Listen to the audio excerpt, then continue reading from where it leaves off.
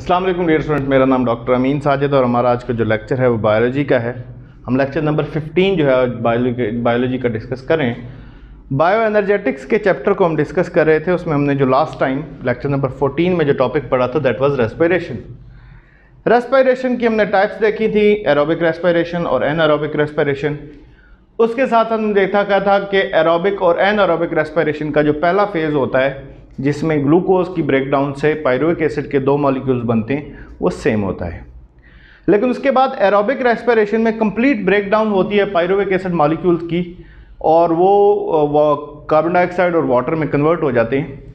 लेकिन जो anaerobic respiration थी वहाँ पे पायरुविक एसिड से या तो लैक्टिक एसिड बनता था, लैक्टिक एसिड फर्मेंटेशन जो थी उससे, या अल्कोहलिक फर्मेंटेशन में उससे एथेनॉल बनता था।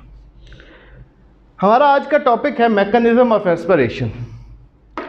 लेकिन अपने टॉपिक में जाने से पहले कुछ नेसेसरी मॉलिक्यूल जिनका इस टॉपिक के दौरान बार बार जिक्र आएगा, एक दो का जिक्र आप पहले भी सुन चुके हैं, तो उनको जो है वो मैं उनके एब्रीवेशन जो है उनके साथ डिस्कस करना चाहूँगा। सबसे पहला जो मॉलिक्यूल है दैट इज NAD। NAD एक कोएंजाइम है और इसका ये एब्रीवेशन है nicotinamide adenine dinucleotide. N for nicotinamide, A for adenine, D for dinucleotide. इसके साथ हाइड्रोजन लगता है और वो जो बॉन्ड होता है उसमें एनर्जी स्टोर होती है जो कि ATPs में बाद में कन्वर्ट हो जाती है। इसी तरह से FAD+ जो है ये भी एक कोएंजाइम है और ये एब्रीवेशन है फ्लेविन एडेनिन डाइन्यूक्लियोटाइड का। F for flavin, A for adenine और D फॉर डाइन्यूक्लियोटाइड। इसी तरह से ADP और ATP को तो हम डिटेल से पीछे डिस्कस कर चुके हैं। एडिनोसिन डाइफॉस्फेट और एडिनोसिन ट्राइफॉस्फेट जो है ये एनर्जी करेंसी है हमारी बॉडी की ATP, और उसमें 2 फॉस्फेट होते हैं ADP में, ATP में 3 फॉस्फेट ग्रुप्स होते हैं। खैर, coming back to the topic, हमारा जो टॉपिक है that is mechanism of respiration. Respiration की जो प्रोसेस है वो एक कंटिन्यूस प्रोसेस है, लेकिन हम उसको अंडरस्टैंड करने के लिए एक सीरीज ऑफ रिएक्शंस है जो कंटिन्यूसली चलती है। हम इस सीरीज ऑफ रिएक्शन को अंडरस्टैंड करने के लिए 3 फेजेज में कन्वर्ट करते हैं। जो सबसे पहली फेज है हमारे पास that is glycolysis, breakdown of glucose. Second जो है दैट इज क्रेब्स साइकिल।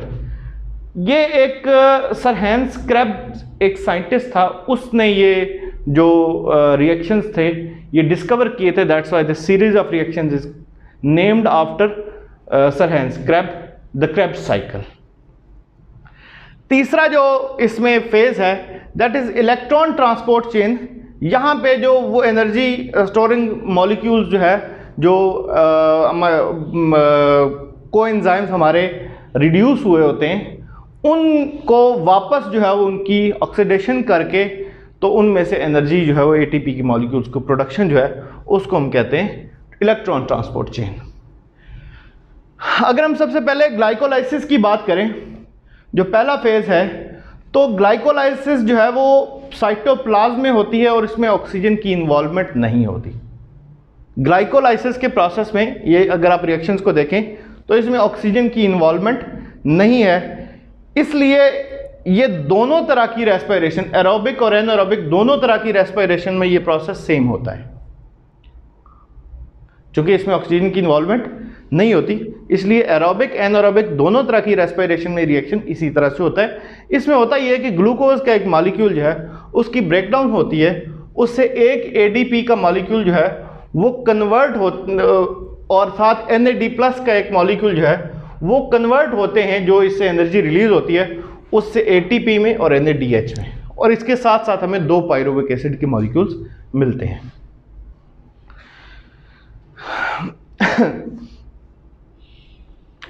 अगला जो क्रेब्स साइकिल है, क्रेब्स साइकिल में जो ये पायरुविक एसिड के मॉलिक्यूल्स होते हैं वो कंप्लीटली ऑक्सीडाइज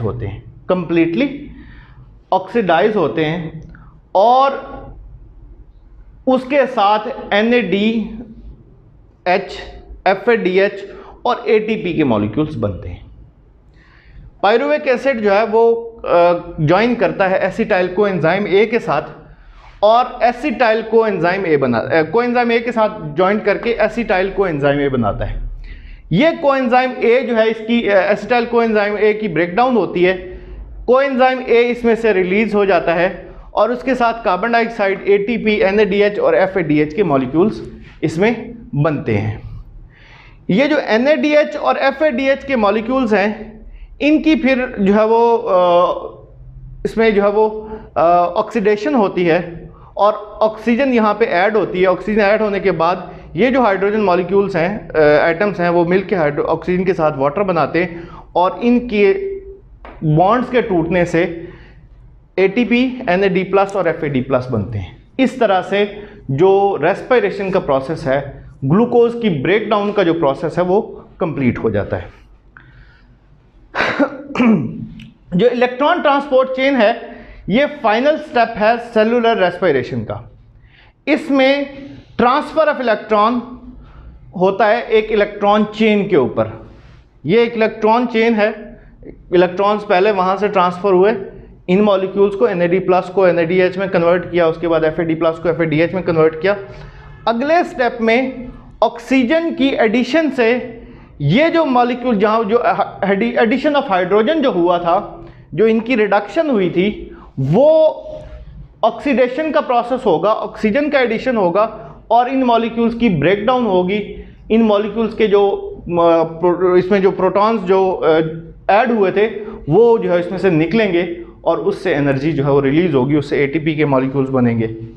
और ये ATP की मॉलिक्यूल्स है वो आप सब जानते हैं कि हमारी एनर्जी स्टोरेज है, एनर्जी करेंसी है। इसके आगे जो हमारा अगला टॉपिक है वो ये है कि इस सारे प्रोसेस में कितना एनर्जी, कितने ATPs पैदा होते हैं, उसको हम अपने अगले topic energy budget of respiration में डिस्कस करेंगे। हमारा जो नेक्स्ट टॉपिक है, जैसे मैंने बताया था आपको, कि वो है the energy budget of respiration. कि रेस्पिरेशन का ये जो प्रोसेस है, ग्लूकोज के मॉलिक्यूल के टूटने का जो प्रोसेस है, इसका एनर्जी बजट क्या है, इसमें एनर्जी कितनी जो है वो रिलीज होती है। एक्चुअली एक ग्लूकोज मॉलिक्यूल जब एरोबिक रेस्पिरेशन के जरिए टूटता है, उसकी ब्रेकडाउन होती है, तो उसमें से 38 ATPs पैदा होते हैं। उनमें से 2 ATPs जो हैं वो ग्लाइकोलाइसिस के बाद, चूंकि ग्लाइकोलाइसिस का प्रोसेस मैंने आपको बताया था कि वो साइटोप्लाज्म के अंदर होता है, तो साइटोप्लाज्म से पायरुविक एसिड मॉलिक्यूल्स जो हैं उनको ट्रांसपोर्ट करने में टूवर्ड्स द माइटोकॉन्ड्रिया, जो है माइटोकॉन्ड्रिया के अंदर ट्रांसफ़र करने में 2 ATPs जो है वो खर्च हो जाते हैं। तो हमें जो नेट काउंट मिलता है वो 36 ATPs का होता है। इसमें ये याद रखिए कि जो एक NADH मॉलिक्यूल है दैट प्रोड्यूसेस 3 ATPs और जो FADH मॉलिक्यूल है दैट प्रोड्यूस 2 ATPs। लेकिन जो 2 NADH के मॉलिक्यूल्स यहां पे पैदा होते हैं ग्लाइकोलाइसिस में, उनसे जो हम कैलकुलेशन में, थ्योरेटिकल कैलकुलेशन में जो उनसे पर NADH मॉलिक्यूल जो ATPs लेते हैं वो 2 लेते हैं। 2 NADH से 4 ATP पैदा होते हैं। वजह यह है कि इसमें से 2 ATPs जो है वो इसको माइटोकॉन्ड्रिया के अंदर ट्रांसफ़र करने पे खर्च हो जाते हैं, जिनका मैंने पहले जिक्र किया। अगर हम वो उनको जिक्र यहाँ पे 6 कर लें तो 2 का एक्सपेंस हम शो करके एंड पे नेट हमारे पास 36 ही बचते हैं। So now will see in detail कि हमारे पास ATP कितने बनते हैं। एक ग्लूकोज मॉलिक्यूल टूटा, उससे हमारे पास ATPs कितने बनते हैं। स्टूडेंट्स, सबसे पहले ग्लाइकोलाइसिस का प्रोसेस होता है। ग्लाइकोलाइसिस के प्रोसेस में ग्लूकोज टूट के पायरुविक एसिड बनाता है। पायरुविक एसिड जब बनाता है तो यहाँ पे एक ATP जो है वो इसके ऊपर खर्च होता है और इससे एक ATPs पैदा भी होते हैं। तो यहाँ पे 2 ATPs ग्लूकोज की ब्रेकडाउन पायरुविक एसिड में जो होती है तो उसमें 2 ATPs पैदा होते हैं और उसके साथ NADH मॉलिक्यूल्स 2 बनते हैं। ये जो 2 NADH मॉलिक्यूल्स हैं, इनसे फिर फर्दर जो है वो 4 ATPs प्रोड्यूस होते हैं, जो कि 2 ATPs इसमें से खर्च हो जाते हैं इसी प्रोसेस के अंदर। उसके बाद अगला जो स्टेप है उसकी conversion into acetyl coenzyme A जो है, उसमें 2 NADH मॉलिक्यूल्स बनते हैं। इन दो NADH मॉलिक्यूल से 6 ATPs पैदा होते हैं इलेक्ट्रॉन ट्रांसपोर्ट चेन के दौरान में। ये इन प्रोसेसेस में NADH और FADH मॉलिक्यूल्स बन रहे हैं ग्लाइकोलाइसिस में और क्रेब्स साइकिल में। इलेक्ट्रॉन ट्रांसपोर्ट चेन जो है उन NADH और DPH मॉलिक्यूल्स को FADH मॉलिक्यूल्स की ब्रेकडाउन करके उनसे ATPs बना रही है, एनर्जी में कन्वर्ट कर रही है उनको। तो एसिटाइल कोएंजाइम से 2 NADH मॉलिक्यूल जो है वो बनते हैं जो कि 6 ATPs हमें देते हैं।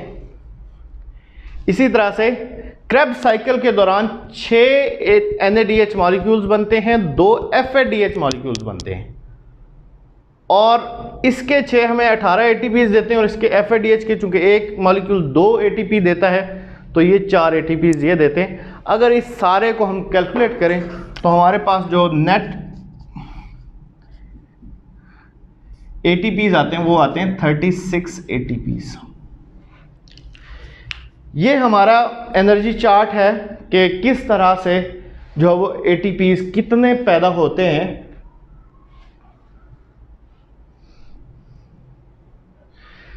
लेकिन अगर हम एनएरोबिक रेस्पिरेशन को यहीं पे देखना चाहें तो एनएरोबिक रेस्पिरेशन में सिर्फ एक प्रोसेस होता है और वो होता है ग्लाइकोलाइसिस का। ग्लाइकोलाइसिस यानी ग्लूकोज की ब्रेकडाउन इनटू पायरुविक एसिड जो होती है, इसके दौरान सिर्फ 2 ATPs बनते हैं जो मैंने एक साइड पे लिखे हैं। ये 2 ATPs एनारोबिक रेस्पिरेशन का टोटल गेन होते हैं। इसके अलावा एनारोबिक रेस्पिरेशन में कोई ATPs पैदा नहीं होते।